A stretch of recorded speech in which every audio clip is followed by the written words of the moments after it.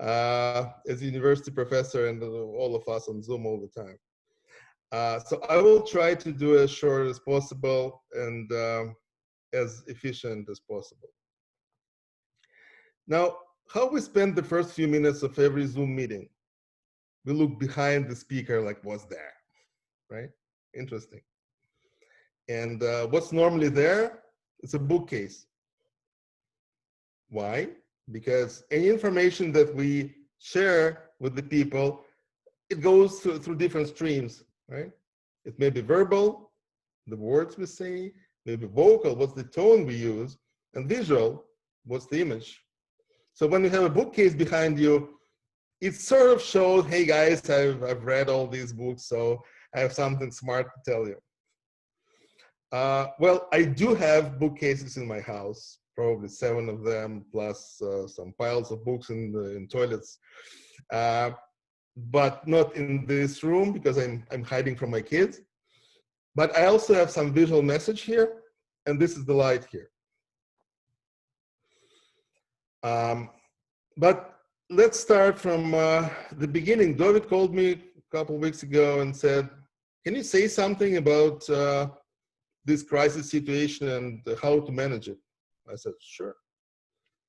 So he asked me, how do you want to call it? I said, okay, crisis management. I said, okay. And then I started to think about this presentation, and I emailed him back and I said, you know what, let's call it management of change. That's it. That's the idea I wanted to bring today, the end of the session. Why? Because crisis is a negative, it's a destructive word. But every crisis creates problems. Every problem creates an opportunity. An opportunity gives us ability to influence the world, to change it for the better, to fulfill our reason of being here, to do tikkun olam. And that's why it's a very good word. It's a very positive word. That's different way how we see it, and this is fundamentally important for the success of any project. Now, when we say project, it will be mostly about business, but every business project is a project.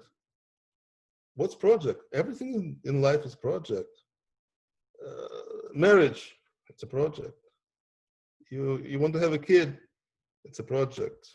Your job is a project, and the life itself is a project in the end of all. So everything intercorrelated, all related. So if we understand something fundamental about project in general, it absolutely may be applicable in business and in life, everywhere.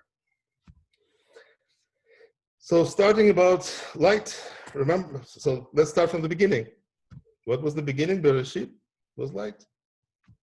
Light was everywhere because Hashem is everywhere. But there's no space for a world to be there if everything is used by Hashem's light, right? So to be able to create this world, it's a very basic thing that everyone knows better than I do. It's a basic Kabbalistic idea, but it's fundamentally important to what we'll discuss today. To be able to build something, it has to be ability to withdraw light a little bit in some places, okay? So absence of light is an integral, absolutely integral part of our world. This world cannot exist if there is no places with less light than in other places. It's the nature of our world. So it's a normal situation that we have problems. If we don't have problems, there's no need for us. We're not needed here. If there are problems, we're here to solve them. We're here to understand what's the problem, who is affected, how can we help, how can we improve it, and to make this world a better place. This is an important, fundamental thing that I'm sure everyone understands better than I do. But today we'll discuss different practical tools that we may use on this important way. Now we're opening Torah, and we see all our sages, or all our most important characters, starting from Adam and Hava. What a crisis! What a terrible crisis! They used to live in Gan Eden, and then out of the blue, they have to go, they have to work, they have to die. It's a terrible crisis, terrible change. However, it was absolutely impossible to build our world, our civilization, without this crisis that they experienced. So the crisis is an integral part of our life. It's not something that comes to stop us from the development. It's something that comes to help us, to create us an opportunity to change something for the better. Next step, the flood, Noah. What a crisis. However, Noah was told to build a boat, so he built a boat and he floated with it. But again, everything changed. This civilization that we live in now wasn't possible without that crisis that they experienced. What did they say? Oh, I don't want this crisis. I will not go. It's terrible. Then what? Then everyone will be erased, right? With the flood. Next, Abraham. Abraham, if you think about it, was the first person in the human history, at least according to Torah, that tried to influence the change. What Adam did, he was told to go, he went. What Noah did, he was told to build a boat, and he went, right? Abraham was the first who tried to influence. When Hashem told him that Sodom will be destroyed, what Abraham did, he said, what if 50 people, 50 good people there? What if 40 people? Oh, maybe 10 people there, right? He was the first person in our history that tried to influence the change. However, he at that point, he didn't show that he has the vision of this change, that we have a team that may help him to execute this change and so on. So the first person who actually did the way as every successful entrepreneur has to act was Moshe. Why? Again, what a crisis. What a crisis. Think of Egypt. What a crisis. All the problems there. And then we exited from the situation in Egypt where it was slavery, yes, but we had everything, right? We had food, everyone knows the story, right? To the desert. And then, again, what a crisis. From a desert to the land of Israel to build the free society, the free country. So what made Moses different? He had a very clear vision of the promised land. And he was able to put together a great team that was able to execute this vision. A team with the complementary skills that was able to properly execute it, even without Moshe, because as we know, Moshe wasn't allowed to enter the land of Israel. Why? On top of all the reasons, there was no need of him there. The team that he brought and raised was able to execute everything without him, without his direction. And that's why every really successful entrepreneur may freely sit on Bahamas, drink cocktail, and everything works in that moment. He or she doesn't have to die in that situation, but they may sit on Bahamas and drink cocktail, and everything works. Why? Because they have, first of all, they have great vision. What's vision? Vision, generally speaking, consists of 4 major parts. And first part, of course, it's a problem. What's the problem in the world that this project will be able to solve? And again, every problem creates an opportunity. Now, people who are affected by this problem, they become natural natural clients of this venture, whatever venture is it. It may be business, it may be marriage, it may be kids, it may be whatever. Right? They're natural customers. Now, next part is solution. What's the solution? How we will solve this problem? And the fourth important part, how this solution will affect the society in general. Not only people who are affected by this problem, but society in general. It's very important to understand to be able to bring the project, the venture, to success. So Moses had this very clear vision, and he was able to put together a great team. We'll discuss it a little bit deeper in practical details later today. Now, there are many components related to business, for example, to project. As I said, it's vision, it's team, then if it's necessary, speaking about business, production, for example, business planning, financial planning, sales, marketing, and so on. All of these components have to be together like this. So the project goes to some direction, right? Not like this, right? But all the different components, they're differently able to adopt themselves to change. So if you think of a venture, how easy is it to change marketing strategy? Very easy, like this. You put together the new marketing strategy and you go to market. How easy is it to change production? Not that easy, right? Much slower. So sales. But fundamental things, two core fundamental things, it's vision and the team. That's the elements that are very hard to change, and it's a problem that we have to change it in a minute. That's a real problem. So we have to think about the future. We have to always think about the changes that are on our way, because problems, changes on the market, they always have to be. Again, it's a natural part of our world to have the problems on our way. And we have to think how those problems will affect the market and how we adopt ourselves to that new market that is waiting for us in the future.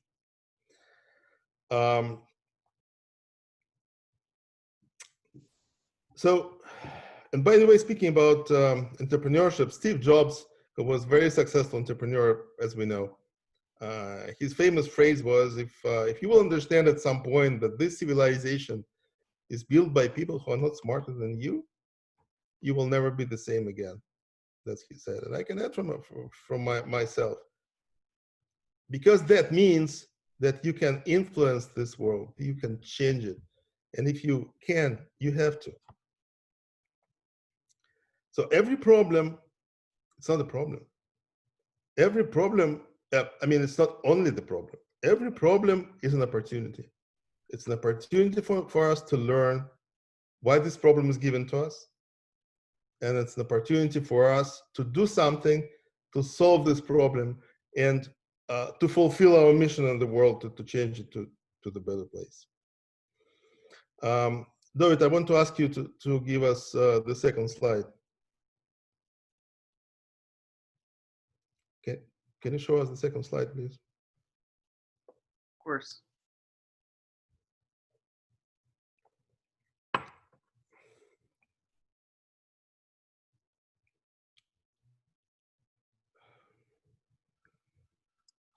Yep. Just 1 second. Mm-hmm.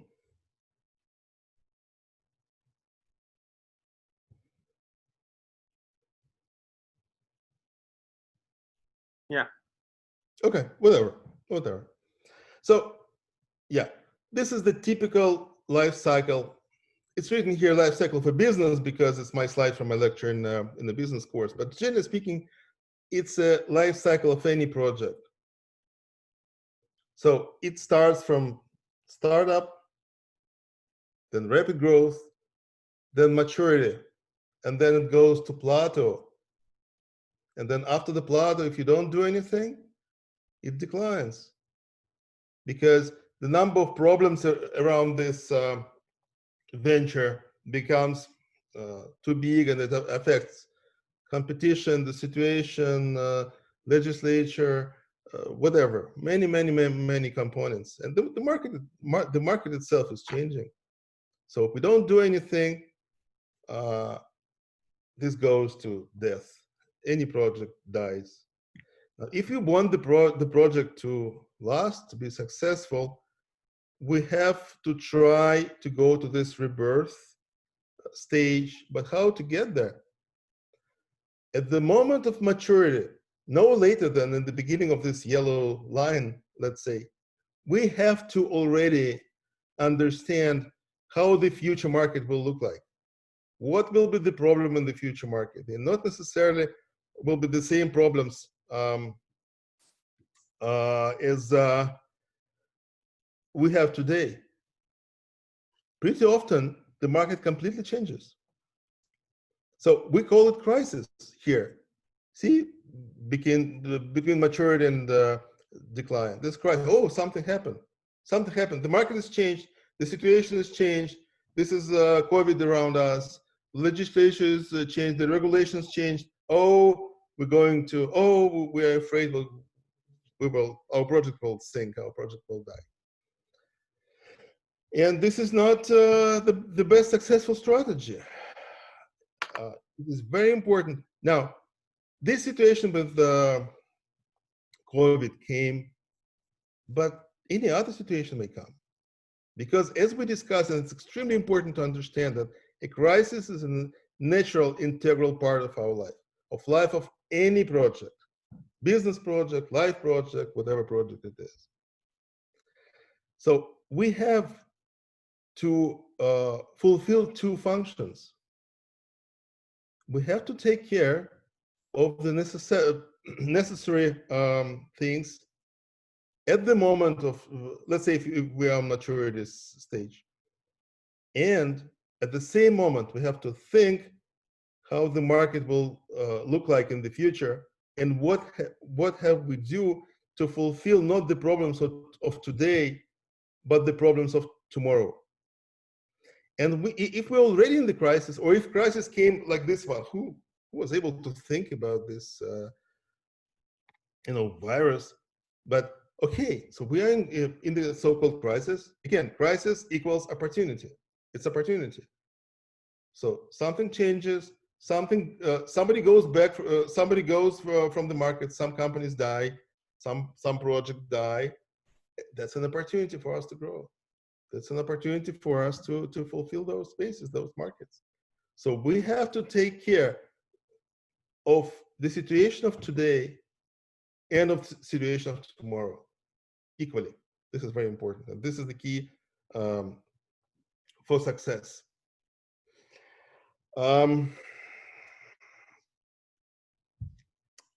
So again, think about Moshe Rabbeinu. He had to think about every day in the desert, right? How people will organize themselves, how people will study Torah, how we'll build Mishkan, how we will do this and that, right? The important things of today. And at the same time, he had to absolutely understand the future situation, the future market. The situation in the land of Israel will be different, right? We will not be sitting in tents. We'll not eating man, right? We'll have to take care of the land. We'll have to build the society. We'll have to build all the structures of the society. We have our parliament to take care of people in need and all the institutions. And we have to be able to prepare ourselves. And that's how we spend the 40 years in the desert. We spend it in yeshiva, right?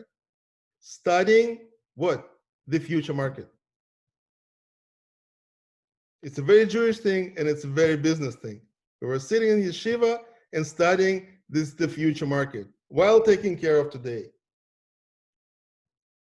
Make sense?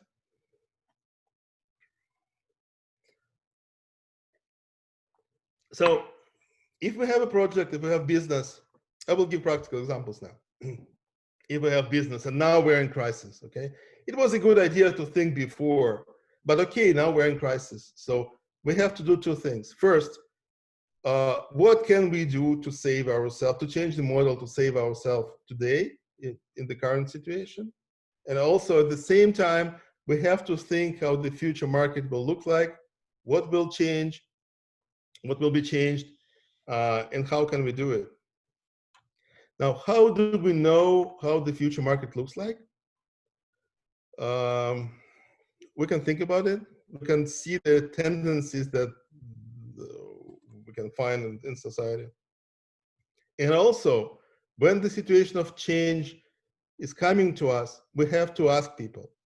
Do so-called market test, ask people. Pretty often my students come to me and say, oh, what should I do to serve my customers better? And I say, don't ask me, ask them, right? With the situation of change, the more tests we do, the better. How do we do tests? We invite our existing customers, our existing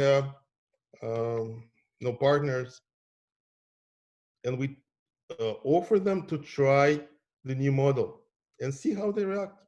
May work, may not. Very good tool to do tests, to partner with some other organization. For example, if you want to sell something to women and you want to try if they will be interested, you may partner with some women's club or whatever, some organization that already have established relationships with your target market. And then you offer people to try your product and ask them before and after, what's the difference if you have an influence for them. So few practical examples, because you'll say now, blah, blah, blah. So Yedi, for example, Yedi, right? I'm the president of York Entrepreneurship Development Institute. So what we do, we have many different programs for startups. We have program in Schulich School of Business, a semester program for startups. We have program for non-for-profits, other things for young entrepreneurs, and we have a program for international entrepreneurs. How it works? So if people want to know how to do business in Canada, how to bring their business to Canada, they may come to us for 2 weeks. It's an intensive program, and we let them know. We study with them every day, full day, every day for 2 weeks. We let them know the details, the nuances of North American market. And Canada is definitely a great gateway to North America. We help them with connections and all that stuff. But the point is, people come to us for 2 weeks. Now, and at Yedi, we have 3 major sources of revenue. So we have some donations as a charity. We have donations from donors, and most of them are investors, people who are interested to look at the projects which graduate from our programs, to invest in them. Donations. We have tuition here that people pay, and one of the important streams of our revenue is tuition that the international students pay. Because we try, as a charity, as a Canadian charity, we always try to charge Canadians either nothing or minimum. So tuition from international students is an important part of our revenue. And here you go, they cannot come here. So what to do? Okay, clear solution, go online. Everyone goes online. So we started our program online. Nobody wants to sign up. Why?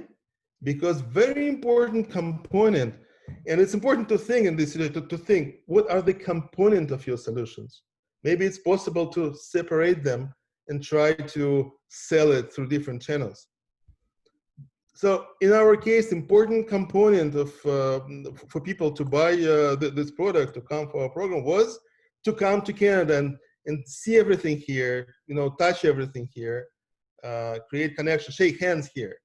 Okay, so people say, no, we don't want this online program. We will wait until it will be possible to come here. Okay, we thought to ourselves, and what we did, we created an opportunity called Open Date Program. We said, okay, guys, if you want to be first when it will be open, so book your place in our program, but we don't know when it will be. So they pay us tuition, but we issue them documents for Open Date Program. And here you go. Immediately, everyone is interested, everyone buys, and everything works. Who knew, right? You have to try the market. You never know how the new market will look like. Now, 2 months after that, now many people say, hey, you know what? It looks like it will not be clear for a long time. Maybe we'll take online program. Okay. So nowadays, I'm telling you, many people sign up for online programs. So you never know. This is the new market. All the assumptions from the previous market, from the previous experience in the old market don't work. So we have to try what's going on and then predict how the future market after all of this will look like. We will discuss it a bit later today. Now, another example. Everyone knows probably Maximind Learning Centers of Dr. Gottfried, right? It's a drug-free methodology for kids with ADHD. Again, the kids have to come to the clinic to get the treatment, and it's impossible now because of the virus. So he came to me and said, we have to close the doors. And I said, no. Let's see what can be done. It's impossible to do online because it has to be special equipment. And how do we deliver this equipment and how to do it? I said, no problem. Let the parents lease the equipment because to buy it is too expensive. Okay. So then contacted the company that manufactures the equipment. They said, no, we want only to sell. Okay, so what to do? Find another company that was interested to buy the product and then lease it to the parents. And here you go. This is a new model. New market, new situation, new model, and it works. So today, I don't know exactly what's the revenues, but it's restoring. He is able to work. This is, again, one of the examples. Another example, there's a lady on my plaza on Dufferin Center. She runs a laser clinic. Again, she came to me and said, I can't open my doors, right? So I have to go bankrupt. I said, no. Let's see what which components you have. What do you sell? I said, okay, so people come for treatment. What else?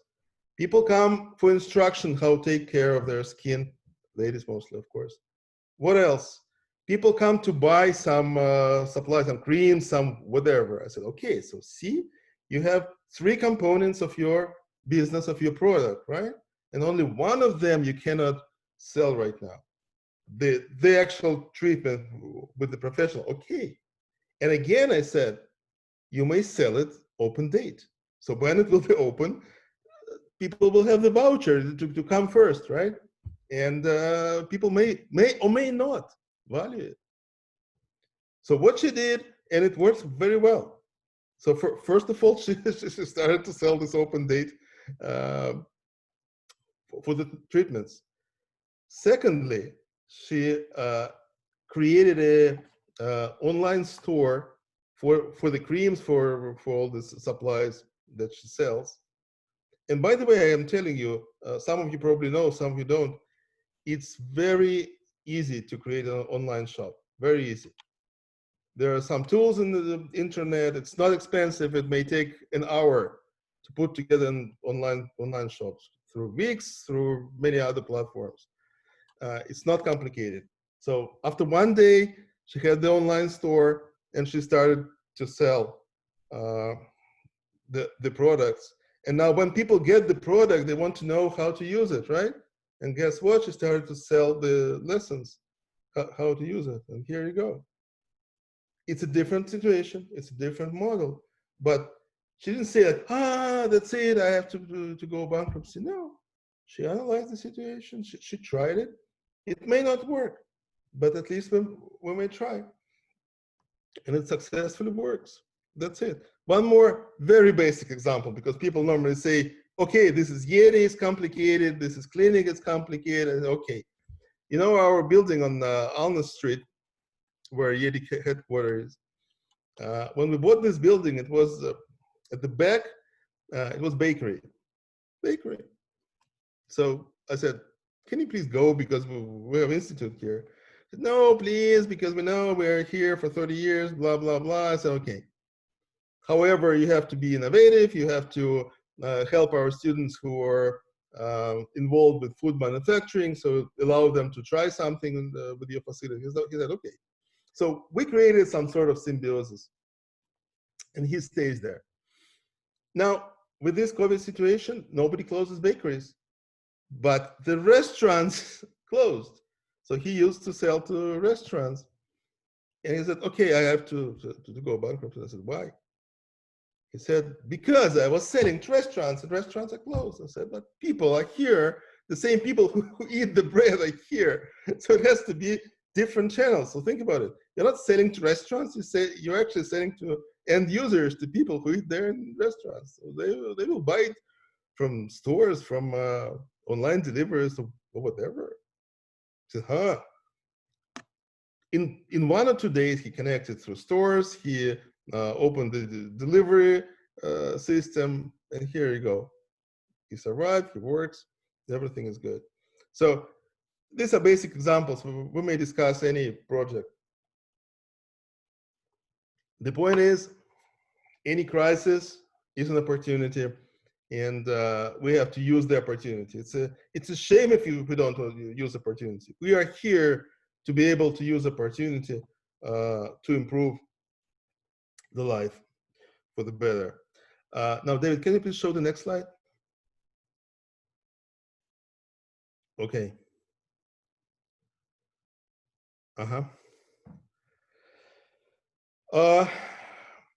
Now, we discussed a little bit, of course, it's just touch base. We discussed about vision. Now it's about team and team activities. So these are 5 components. Remember I said about Moshe that had to think about today, and at the same time, the future. And it has to be integrated, and it has to work well. So in every team or every person, sometimes when it's a startup, it's just one-person team, right? And then it's grow, and then somebody's responsible for something, but it doesn't matter. Maybe one person in different modes, so it may be different people, but what has to be in the team? Solution. This is part of the vision. Solution.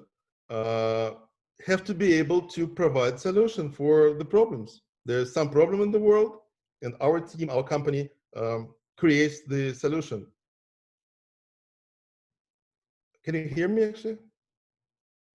Yeah, because it shows here unstable. Okay. Very good. Okay.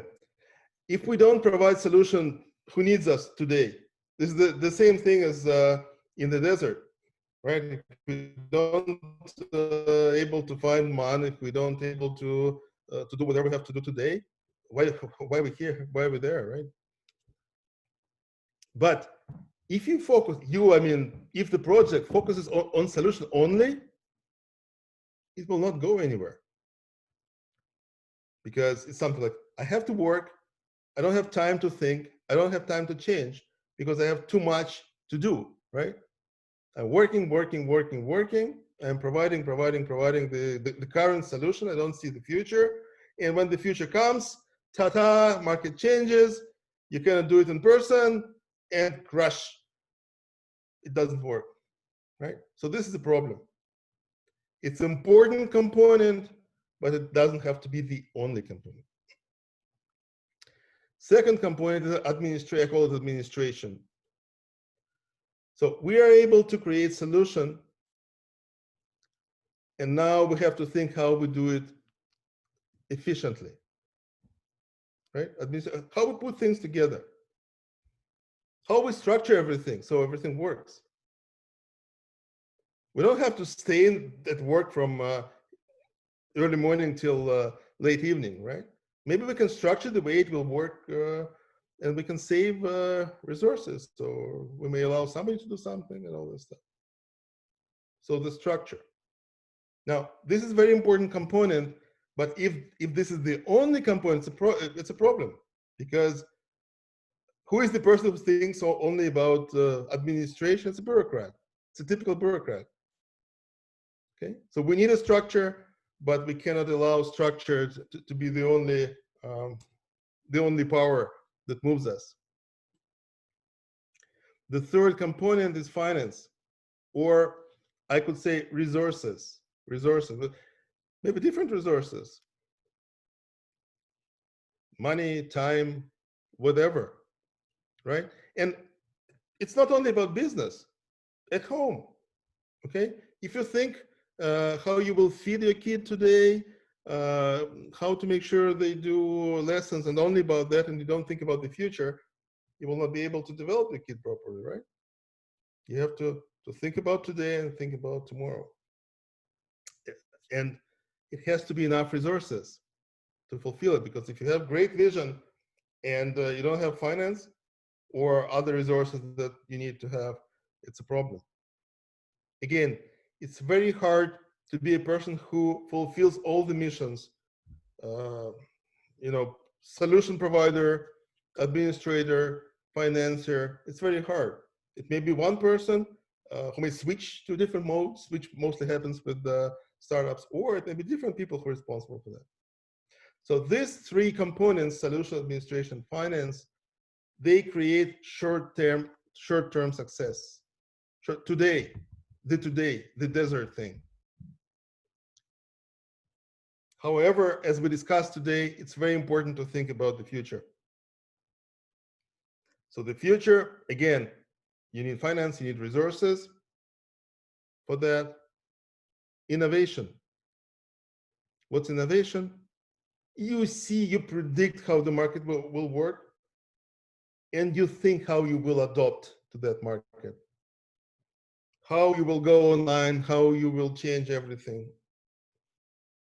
Constantly thinking about innovation, because this is the future of the project. And remember that graph. If we don't think about innovation, the graph will go down, like it was in previous slide.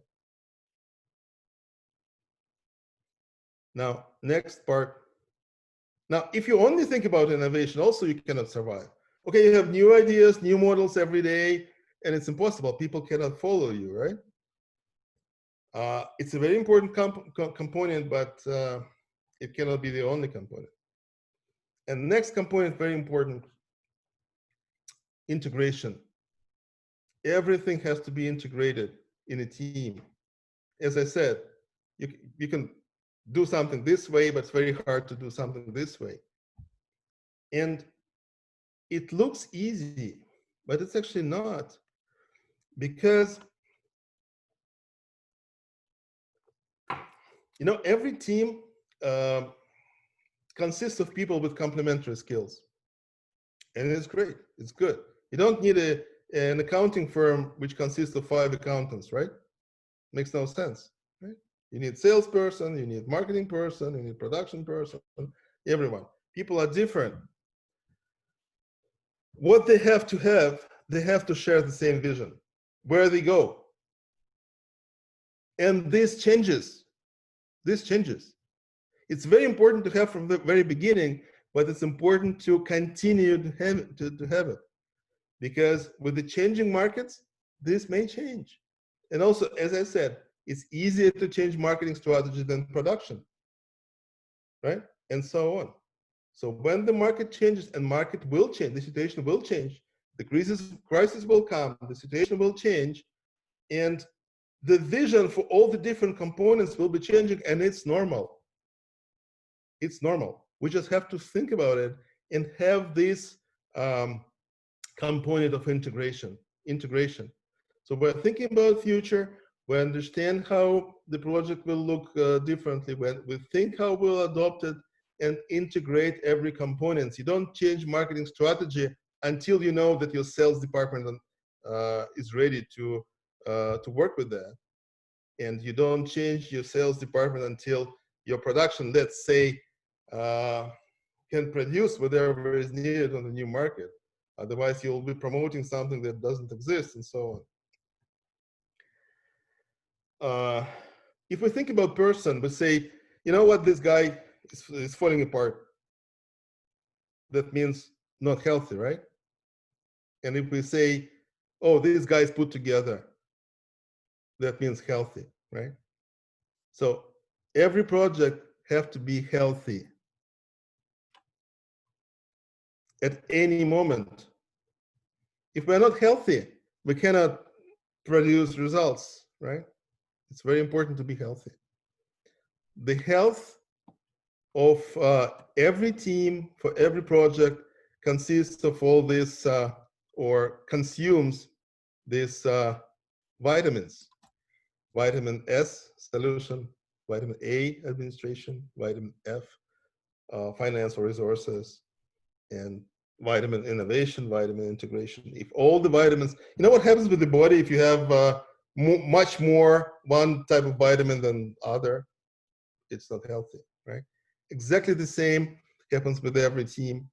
All the vitamins, all the components have to be balanced. So the team goes like this. Our favorite symbol, right? At any time, through crisis, through plateau, through decline and rebirth. Okay. We'll send these slides if you want, just whatever. Okay, David, now you may take off the slides at all. Show my lovely face. I'm wrapping up. Okay. Now, you may ask me, like, how do you see the future? Because you are preaching here that we have to think the future to see the promised land with milk and honey. What kind of honey? What kind of milk? It's probably not honey in a jar and the milk of 2%, right? Again, don't ask me, ask them. It's very important to do tests, to talk to people who are affected by the problem that you're trying to solve, and see if there is a problem. Maybe it's no problem anymore, right? Or the problem is different. And what people want, like this example that I gave, that we tried to sell online program and they ended up selling open date program. Who knows what? I didn't know that. We just tried it. Try the different options, different models, and see what works. The market will tell. Now, if I can predict something, I probably can. You know, 150 years ago or something like that, what was the most important thing for success? Muscles, right? If you're strong, you have muscles, you can do something, and you can succeed. Muscles of any type. And then at the beginning of previous century, it was scientific and technical revolution, right? We had all these machines, all the devices, and muscle is not important anymore, right? What's important in the 20th century? In the beginning of 21st century? Brain. right?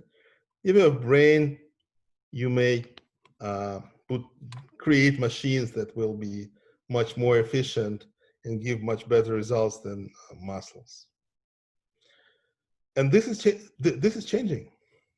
It's a little bit scary, but this is changing. Why? Because 21st century, it's an era of artificial intelligence. The artificial brain will work at some point. Sometimes it does now, and will definitely do at some point better than our brain, faster, better, more efficient. So what will be the more important thing? What will be the key for success in the 21st century? I think, I may be wrong, but I'm pretty sure I'm right. It will be not muscles, will be not brain, it will be heart. That's what I think. I mean feelings. It's a well-known thing that we don't buy products and services. We buy feelings. You need umbrella, not because you need an umbrella. You don't want to feel wet and bad if you're wet, right? You buy umbrella because it gives you proper feelings of safety against this rain and so on. So very important part of the vision, and again, it's a special big lecture that I teach at university, is what kind of feeling attached for this product or service or whatever project is attached for a customer to this product. And it becomes more and more important. If you think of a good restaurant, good kosher restaurant, and next door is a good kosher restaurant which consists of two parts. One hall with where it's just regular restaurant, and another hall where people in need may come and have their like soup kitchen, right? So people who come to the first hall, they know that every dollar that they spend helps the next door space to do whatever they have to do. Where people will go if there are two equal restaurants? They will go to the second one. Why? Because for the same money, people buy two products. And if you think it's just a theory, it's not. Because I suggested one charitable organization in Moscow, and they actually did it. And it works very well. This type of things, kitchen and two halls. One hall is a restaurant, and one hall is a so-called, I don't like this term, soup kitchen. Again, for the same money, for the same dollar, people buy in this second restaurant, people buy two products. And let's call it two types of feelings. The feeling of a good, like, okay, I'm getting good food, I'm not starving, and I'm enjoying the food. This is one feeling. Plus, for the same money, you're getting another feeling. It's a different product. People buy feelings. I call it good guy feeling. You're doing something good. You are doing tikkun olam. You are making this world a better place. It's a very important product that people are, luckily, more and more ready to buy. Now, sometimes in this world, we can see it and go, this feelings thing may go to crazy, leftist situations and things. But this is the same vibe, because 21st century is guided by feelings. And that's why all of this is happening. It may go wrong way, it may not go wrong way, I don't know. I just see that it's affecting the markets. And by the way, all the big companies now understand it. They not necessarily share the feelings, or may not share the feelings, but they understand what market wants, what the vibe is, and they follow it. For example, Unilever, Lipton tea, low-level, tea, owned by a company called Unilever. So, like, why do you need to buy it? But at some point recently, they said, okay, you know what? We buy our tea only from the tea farmers who grow the tea in a smart, sustainable manner. So they don't kill the soil They don't use some bad things. They treat the workers well, and so on and so on. I don't know if they do it or they don't. At least they partner with some charitable organization that provides training to the farmers. But the point is, and there's very good statistics, you can find it online, the sales went to the roof. Why? Because when people who know this, when they buy this Lipton thing, they buy two products. The feeling of consuming a good tea and the good guy feeling that they're improving the world. This is our very Jewish thing, and it's good that the world is starting to get it, sometimes in a very wrong way, and who knows what, and our job to be able, I guess our job is to be able to influence it. That's generally speaking it. Again, very important idea. We don't have to be afraid of crisis. Crisis is something is given by Hashem to us to kick us to do something good. Crisis is an opportunity. It creates a new market, and we have an opportunity. When we understand all of this, we have a great opportunity to do something, to change the world in some specific place to the better, to do our tikkun olam. That's it for now, and let's discuss your questions.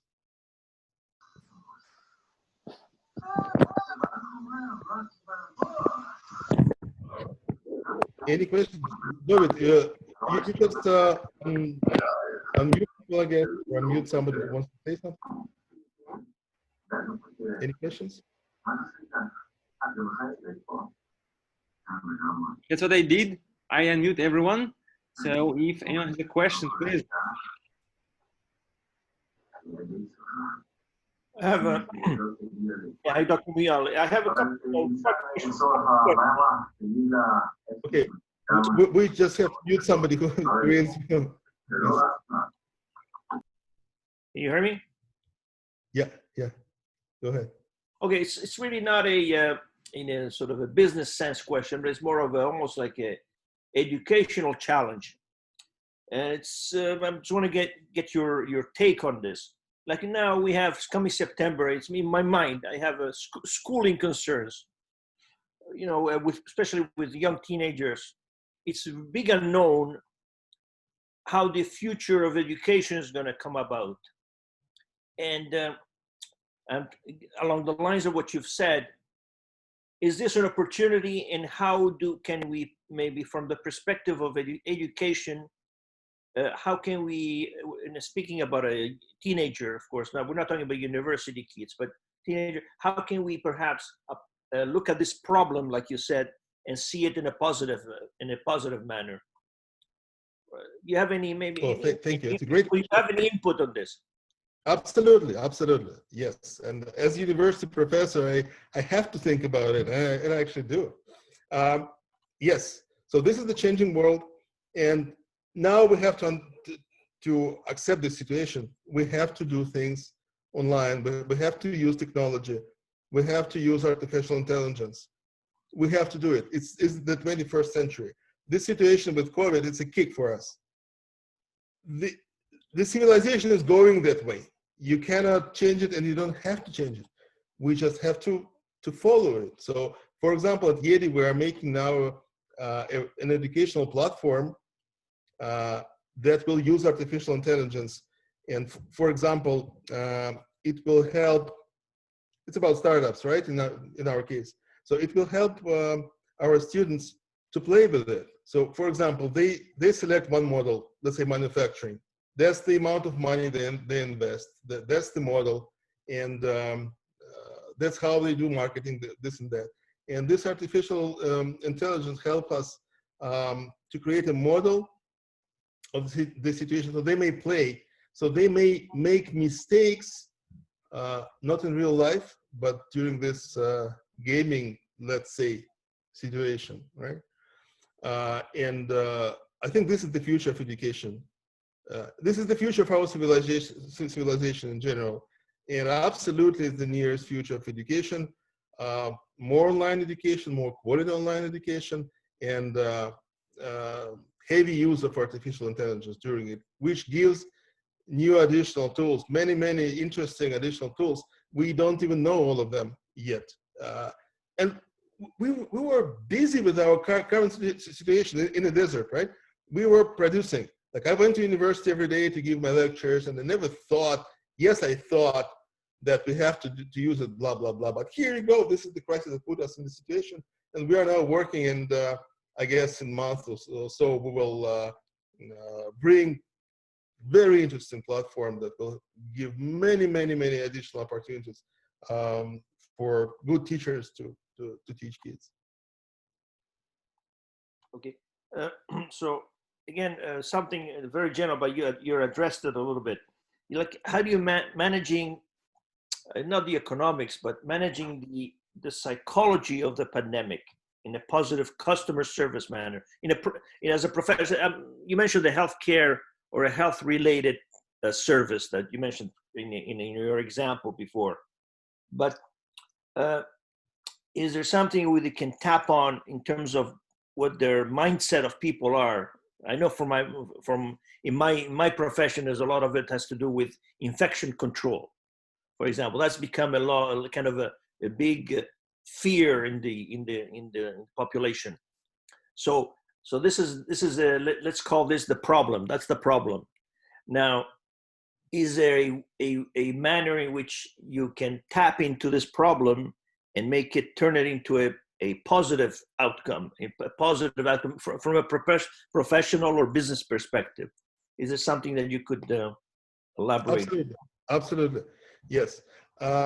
Again, speaking about Getty, for example, we have two campuses. One campus on Alma Street, and one campus is the second floor of improved building on Kill Street. And I decided to make an experiment. It was very interesting. So first of all, we have our campuses, and it's occupied by different startups from all the different industries. It's medical, it's manufacturing, it's food manufacturing, IT, whatever, technology, all together. So what we did, we spoke with everyone to see how we can help them to change the model, to adopt it to the situation now, like the examples I gave you, right? But on top of that, yeah, and by the way, we got very good results. So first of all, no one went out of business. I'm very proud of it. No one. We have hundreds of startups working with us. No one went out of business, and it's great. One part of it that the startups are innovative in general, so they fit better to the changing markets. And also because we spoke with them, so people don't. You're absolutely right. It's much more psychological thing, because people say, "Oh, a crisis, that's it. Everything goes down," and we explain this is an opportunity. Let's see how we change the model, how we work this and that. And I made an experiment. So in one campus we did like that, and in other campus on Alma Street we did massive renovation. We changed asphalt. We changed the facade of the building. We did massive renovation. We spent all the budget that we had for next few years for using of the building. We spent for renovation, and the results are very interesting. So, as you know, the average, I'm not sure if you know, but the average percentage of rent that landlords in general collect is 25%. So if landlords collect 25%, they're happy in this situation, okay? So on our Kiel campus, we collected, because people who participate in our accelerators, they pay for use of the space, right? So on our Kiel campus, we collected 65%, which is great, On our Almas campus, where we did the renovation, we collected 90% of regular revenue. This is nothing else but psychological thing. We work the same way with all of them.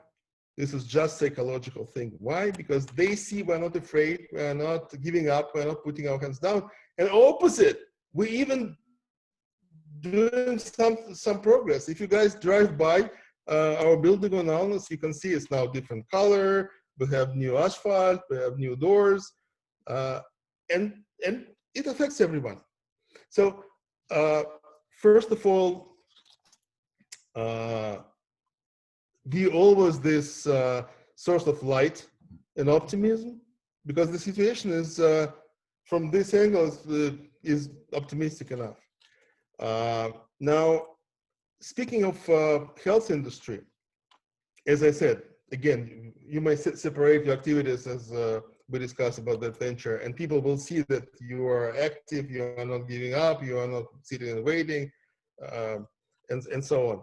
But what I can say, you know, I travel a lot around the world. Every time I come back home, I'm sick.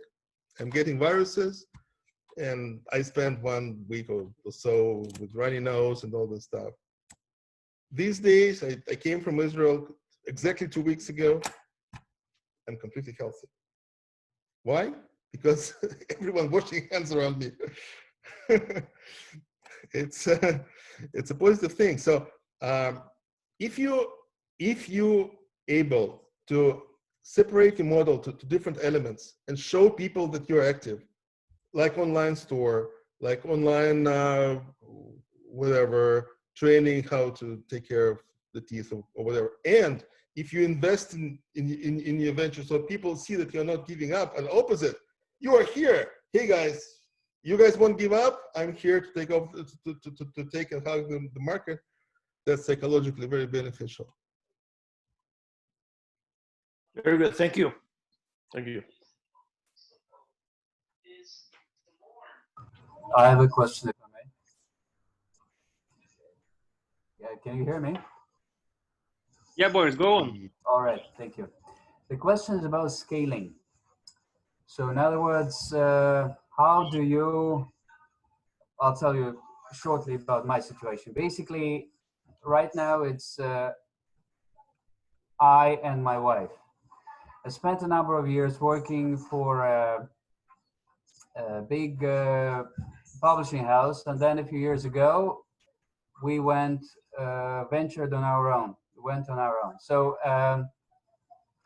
I've been reading on being an entrepreneur, and again, one of the important things that I understand for any business is being able to expand.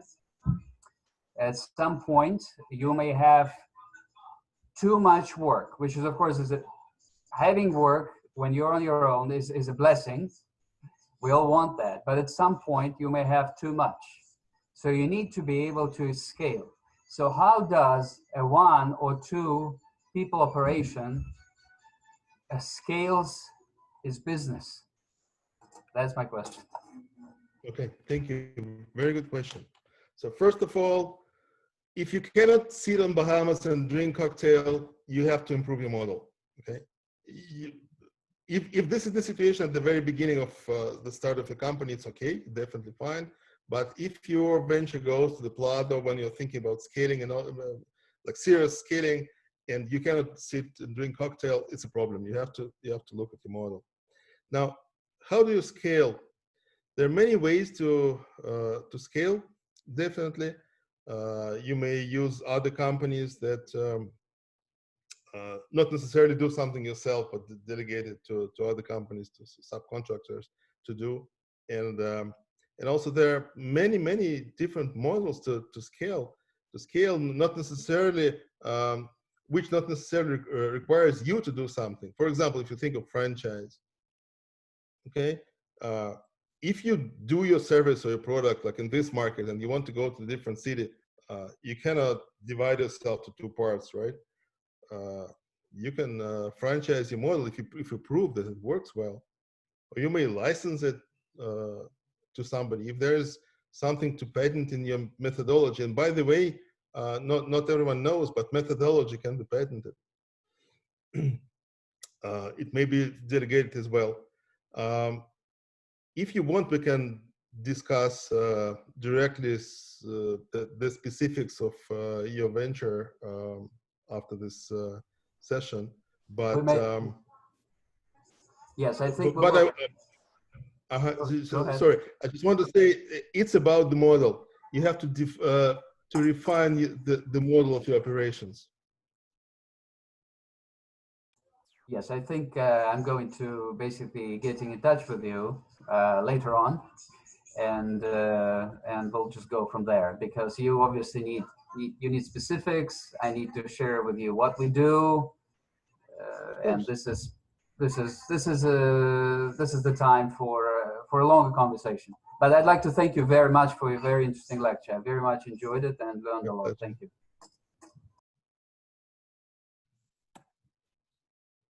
Yeah, I've got a question. Can you hear me? Yeah. We can hear you well. Go on. All right. So the question is, in the light of the previous question that you just answered regarding this being optimistic in the time of the crisis. So taking you from the smaller scale of operations and a smaller crisis to the larger crisis, looking at the tough times that the entire nation is going through with this COVID crisis, how would you manage the economy of the nation, of the economy of Canada nationwide, and what kind of mistakes in the management crisis, in the crisis management, do you think that the government did?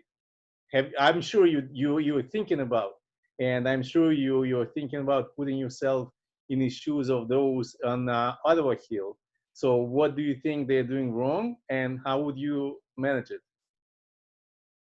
It's a great question. Thank you. And I want to ask David to show us the slide number 2, the last slide.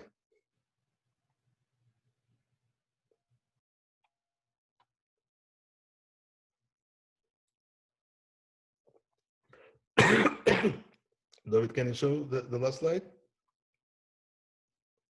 Yeah, give me 1 second.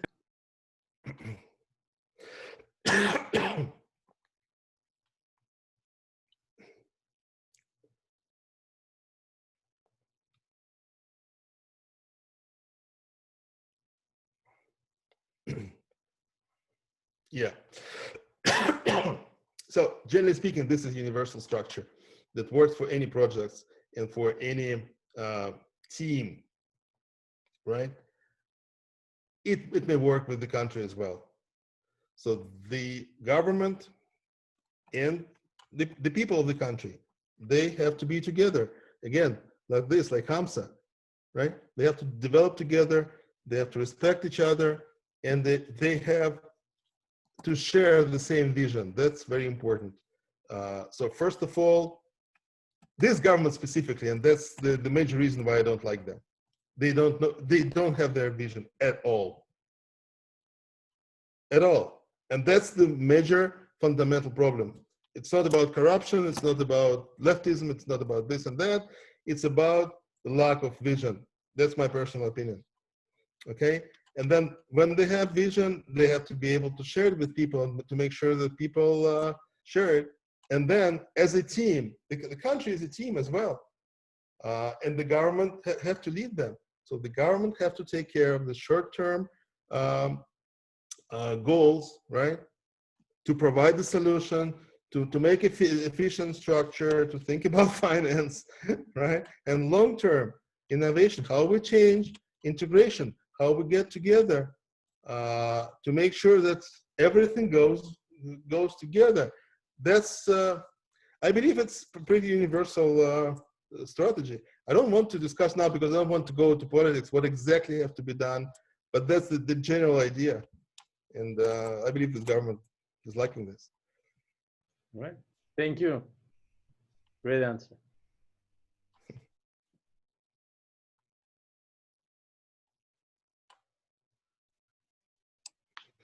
Anyone else ready for the question? If not, then we may wrap it up. May I ask one more question? You are the boss. Who's the boss? I want to ask some question from one of your business. If I'm not mistaken, one of your business connect to real estate. I want to ask you: do we expect some kind of change in prices for the real estate for renting and for selling and buying in the nearest future? You mean personal real estate or commercial office? No, not commercial. Yeah, personal.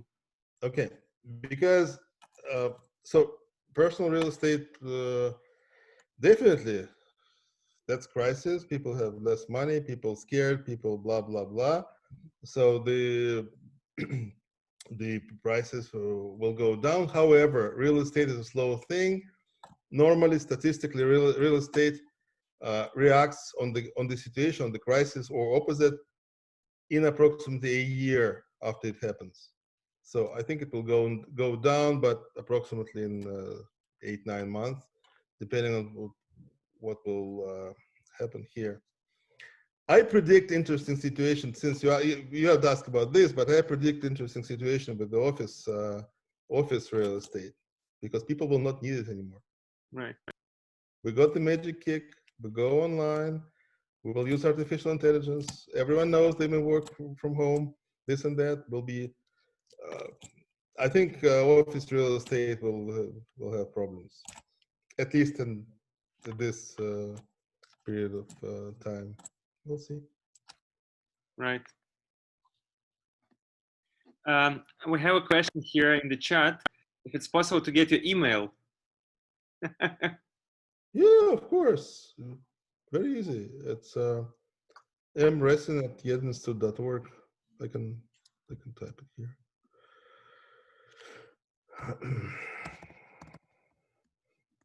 Okay. Looks like we don't have any more questions. Martin, really want to thank you very, very much for your time, for a very, very interesting lecture. Thank you for answering all our questions. As I said, yeah, it was the first time we launched this program, and I think it was very successful. Something new that JRCC had never done, and with your help, once you said at the very beginning, to read the books is very, very important, but once you can speak to a person who has experience, real experience in real business, and is ready to give real advices, it's very, very different. And I think we experienced it. Thank you once again very much for your time, and I hope to have more meetings with you. Sure, my pleasure. It's really a pleasure, and I'm missing you guys, and I'm looking forward to seeing the show.